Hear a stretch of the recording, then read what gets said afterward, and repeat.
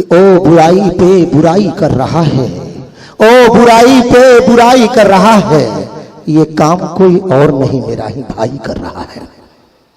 आइए मेरे दोस्तों, कारवां को आगे बढ़ाते हुए फिर हम सबों के मुअज़्ज़ज़ मेहमान हजरत जनाब संजय यादव जी से मैं दरखास्त करूंगा कि वह आए और अपनी बातों को सामीन के सामने पेश करें। हमारे आदरणीय शब्बीर भाई जी, पूर्णवासी राम जी, रिंकू जी, नौशाद जी, एम कुमार जी, मैं छोटे होते हुए उनको सबको प्रणाम करता हूं और हमारे हजरात जो सामने हैं बुजुर्गों को नमस्कार करता हूं, बच्चों को प्यार देता हूं।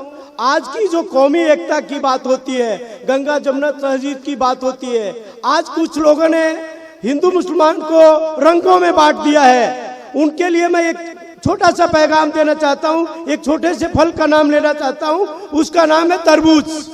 तरबूज हरा भी होता है, अंदर से लाल भी होता है। वो बता दें कि वो किस मजहब का होता है, हिंदू के लिए होता है या मुसलमान के लिए होता है। अगर हरा मुसलमान का है तो उसके अंदर जो है मिठास मिलती है, वो हिंदू खाता है, मुसलमान खाता है, तो क्या हिंदू उसको संरक्षित मुसलमान नहीं करता है?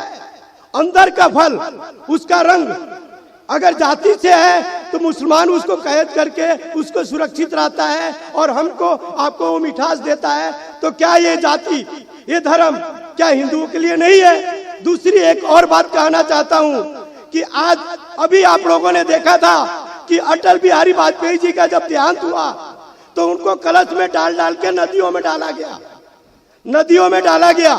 मैं कहता हूँ कि हम हिंदू हैं, हमें जला दिया जाता है, हमारे राखों को समंदर में, नदी में, पहाड़ों में डाल दिया जाता है, हम बहते बहते पता नहीं किस देश को चले जाते हैं। लेकिन मुसलमान जिनकी कब्र इस मिट्टी में बनती है वो इस मिट्टी में गल जाते हैं, यहाँ के कीड़े मकोड़े जो भी है, तो क्या वो इस मिट्टी के नहीं है?